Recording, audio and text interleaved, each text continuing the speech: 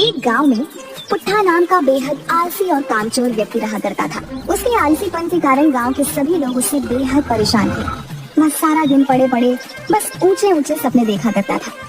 आज भी वो एक खेत में एक पेड़ के नीचे आंखें बंद करके लेटा हुआ था कि तभी खेत के मालिक चौधरी की आवाज उसके कानों में टकराई। यहाँ क्या कर रहा है पुट्ठा? तुझे मैंने यहाँ काम पर रखा है या आराम करने के लिए है? कौन है भाई जिसने मुझे सपनों से जगा दिया? अरे अपनी सोई हुई आंखें फाड़ कर तो देख, मैं हूँ इस खेत का मालिक।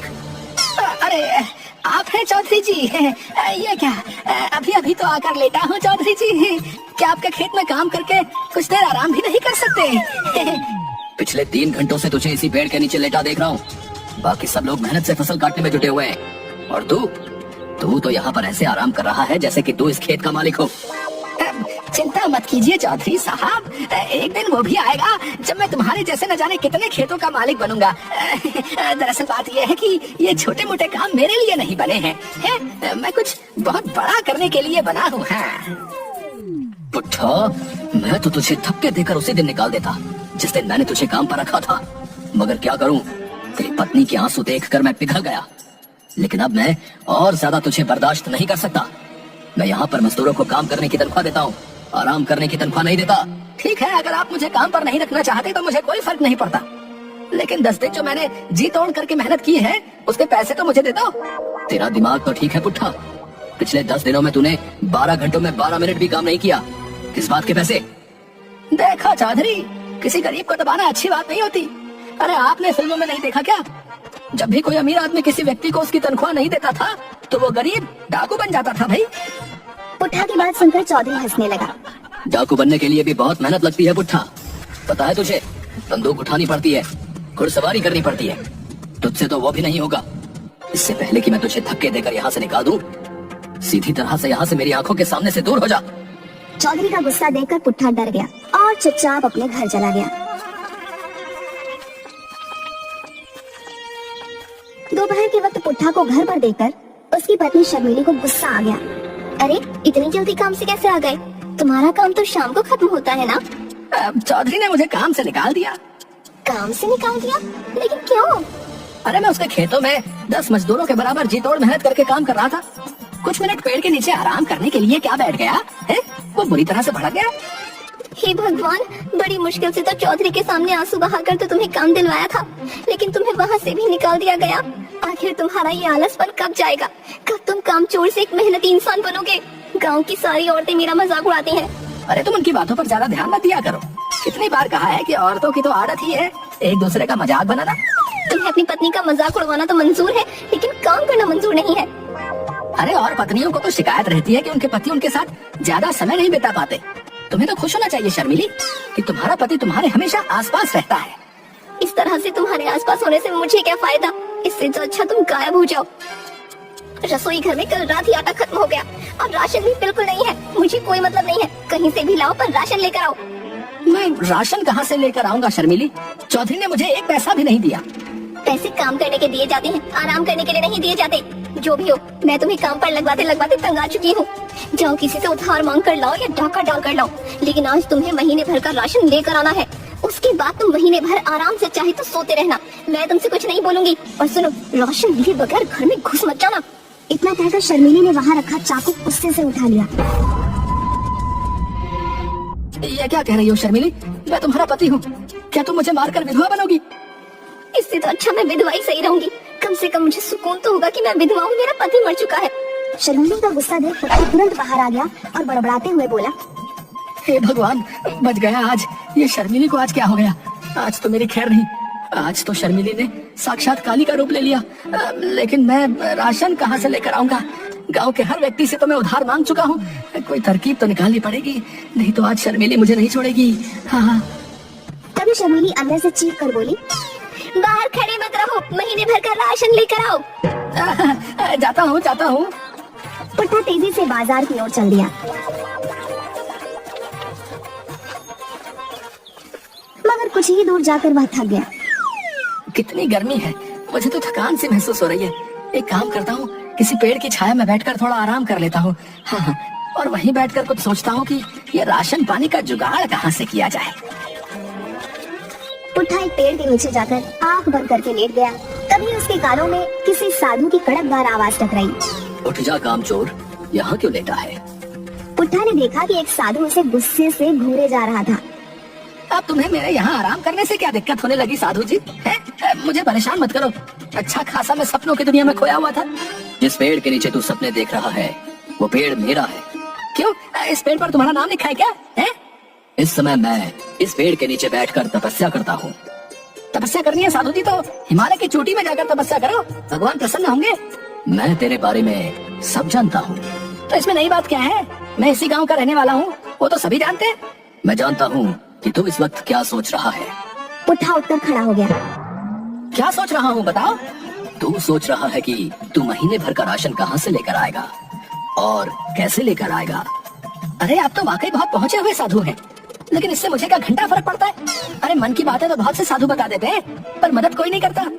पुट्ठा की बात सुनकर साधु मुस्कुराते हुए बोला, अगर मैं तेरी मदद करूँगा तो क्या तू मेहनती बनेगा? जब तुम मेरी मदद करके मुझे धन दौलत दे दोगे तो मुझे मेहनती बनने की क्या जरूरत है? लेकिन वो सब बातें बात की हैं, तुम मेरी मदद कैसे कर सकते हो? पुट्ठा की बात सुनकर साधु ने अपना हाथ हवा में घुमाया कि अचानक एक मुर्गी साधु के हाथ में आ गई। अरे साधु जी आप तो जादूगर भी मालूम होते हो। ये जादू नहीं मूर्ख, सिद्धि है। तुझ जैसा आम इंसान नहीं समझेगा।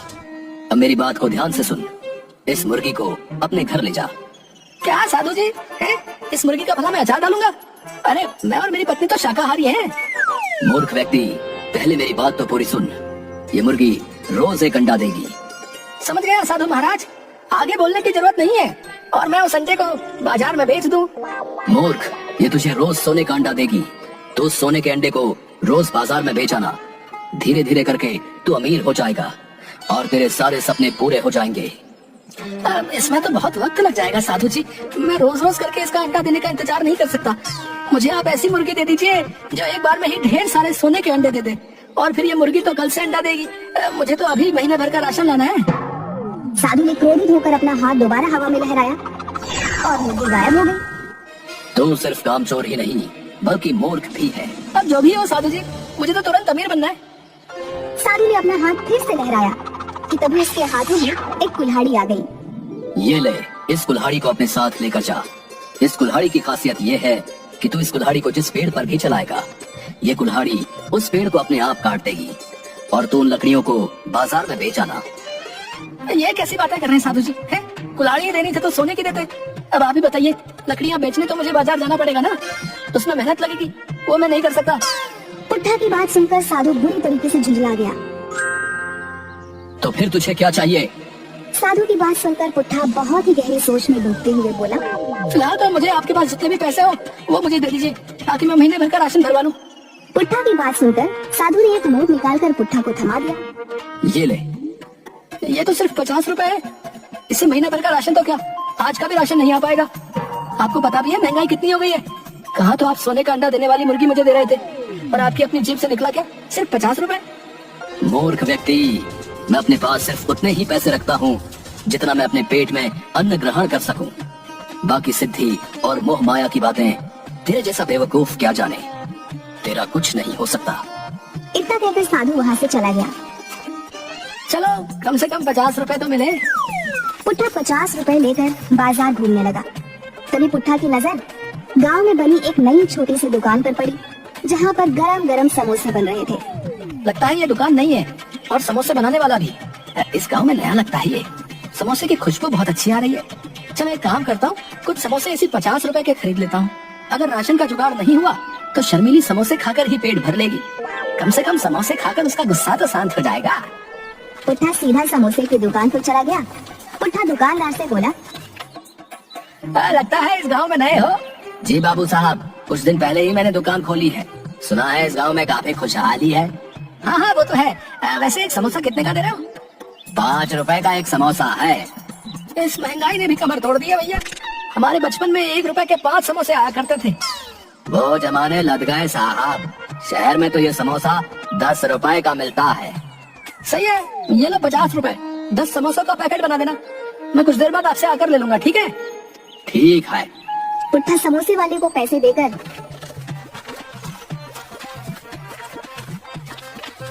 बाजार में इधर उधर नजरें दौड़ाने लगा। नजर एक राशन की दुकान पर पड़ी। पुट्ठा उस दुकान में घुस गया। ये लो झोला और महीने भर का राशन भर दो और पैसे हिसाब में लिख लेना, मैं अगले महीने दे दूंगा, ठीक है? तेरा दिमाग तो ठीक है पुट्ठा है। अबे तूने तो पिछली उधारी ही नहीं चुकाई। पिछले 6 महीने से तू मुझसे यही कह रहा है कि कल दे दूंगा कल दे दूंगा। मेरे पैसे देना तो दूर, तू उल्टा उधार मांगने वाला चला आया। भाग यहाँ से। अरे अगर राशन नहीं देना तो अकड़ क्यों रहे हो भैया? हैं? आपको किसी गरीब की बेइज्जती करते हुए शर्म नहीं आती? अबे तू पिछला उधार दिया नहीं और नया उधार मांगने और आ गया। तेरी आरती उतारू क्या? अबे देख पुट्ठा, मैं तुझे 1 रुपए का भी उधार नहीं देने वाला। सबसे पहले पिछली उधारी चुका और उसके बाद जो भी सामान खरीदना है नगद खरीद। तभी दुकानदार के पास उसका नौकर भोला आ गया। दुकानदार भोला से बोला, अरे भोला, वो जो समोसे वाला है उससे तो मेरी पत्नी का हाथ छुड़वा आया क्या? हाँ साहब, मैंने उसे पूरे पैसे दे दिए। भोला की बात सुनकर पुट्ठा सोच में पड़ गया। उसने आंखों के इशारे से भोला को अपनी ओर बुलाया। इतनी बड़ी राशन की दुकान का मालिक होकर इसने उस समोसे वाले को अपनी पत्नी का हार क्यों दे दिया? अरे वो समोसे वाला जो है ना, समोसे के साथ साथ ब्याज का भी काम करता है। मालिक को पैसों की जरूरत थी तो उन्होंने अपनी पत्नी का हार समोसे वाले के यहाँ गिरवी रख दिया। आज पैसे देकर वो हार छुड़वा लिया। तभी पुट्ठा के दिमाग में एक विचार आया। बड़ा अकड़ रहा था ना, अभी तुझे बताता हूँ। पिछली उधारी कितनी थी मेरे ऊपर? सब मिलाकर पूरे 5,000 रुपए। मैं जानता था तुम मुझे उधार नहीं दोगे, इसीलिए मैं अपनी पत्नी की अंगूठी चुपके से ले आया था और मैंने उसे 10,000 रुपए में समोसे वाले के पास गिरवी रख दिया था। तुम एक काम करो, पूरे 5,000 रुपए का राशन मुझे दे दो और अपने नौकर भोला को मेरे साथ समोसे वाले के यहाँ भेज दो। मैं समोसे वाले से पैसे दिलवा लूंगा। पुट्ठा की बात सुनकर दुकानदार सोच में पड़ गया। तेरी बीवी के पास सोने की अंगूठी कहाँ से आई बे? अरे मैं कामचोर हूँ, लेकिन मेरी बीवी अच्छे परिवार की है। उस बेचारी को तो पता भी नहीं है कि मैंने उसकी अंगूठी गिरवी रख दी है। दुकानदार ने पुट्ठा की बात पर यकीन कर लिया और पूरे 5,000 का राशन उसे दे दिया और भोला को पुट्ठा के साथ भेज दिया। पुट्ठा उस समोसे वाले से दूर जाकर खड़ा होकर बोला, अरे समोसे वाले भैया। जी भैया। वो 10 का पैकेट तुम भोला को दे देना। ठीक है भैया। भोला ने समझा कि पुट्ठा 10,000 रुपए की बात कर रहा है। पुट्ठा भोला से बोला, 10 का पैकेट ले अपने मालिक के मुंह पर मार देना।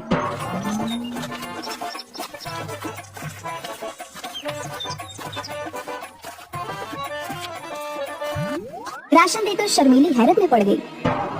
ये महीने भर का राशन कहाँ से ले आए तुम? अरे तुमने तो कहा था चोरी करके लाओ या डाका डाल कर लाओ, कहीं से भी लाओ, तो मैं ले आया भाई। हे भगवान, उस वक्त मैं गुस्से में थी। तुमने कहीं वास्तव में चोरी तो नहीं की?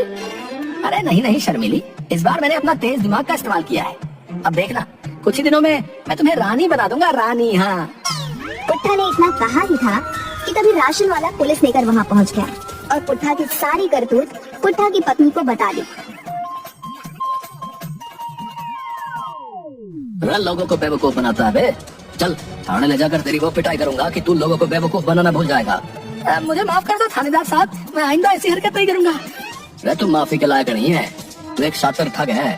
फिल्मी स्टाइल में लोगों से ठगी करता है। जरूर तूने राजू चाचा मूवी देखी होगी। मैंने ऐसी कोई फिल्म नहीं देखी थानेदार साहब। अबे अगर ऐसी कोई मूवी नहीं देखी तो फिर उसी स्टाइल में ठगी करने का विचार तेरे दिमाग में कैसे आ गया?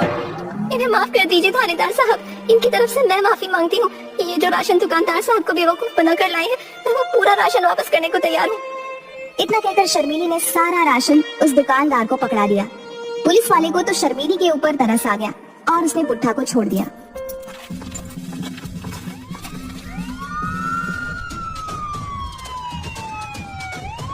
देखा तुमने, अब तो पुलिस भी हमारे दरवाजे पर आ गई। मुझे माफ कर दो शर्मिली, मैं कल से अपनी काम चोरी की आदत छोड़ दूंगा और मेहनती बन जाऊंगा। इससे अच्छा तो मैं उस साधु की बात मान लेता तो मैं ज्यादा फायदे में रहता। कौन सा साधु और कौन सी बात? पुट्ठा ने अपनी पत्नी को सारी घटना बता दी।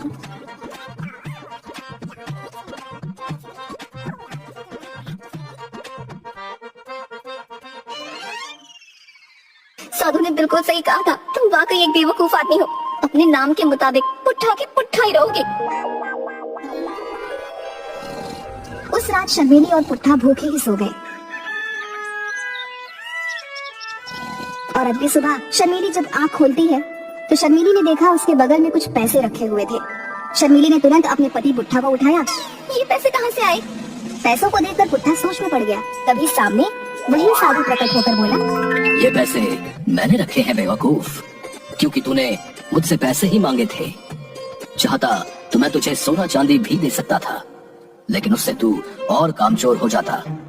इन पैसों से अपने घर का महीने भर का राशन ले आना, और इनमें से जो कुछ पैसे बचेंगे तो उन बचे हुए पैसों से कोई छोटा मोटा कारोबार कर लेना, और मेहनत से पीछे मत हटना। मुझे माफ कर दीजिए साधु महाराज, मैं मेहनत से अब पीछे नहीं हटूंगा। हाँ। साधु मुस्कुराता हुआ वहां से गायब हो गया और पुट्ठा देखते ही देखते मेहनती और एक सफल कारोबारी बन गया। कुछ ही सालों में वो गांव का सबसे अमीर आदमी बन गया। आज पुट्ठा की गिनती सफल व्यापारियों में होती है।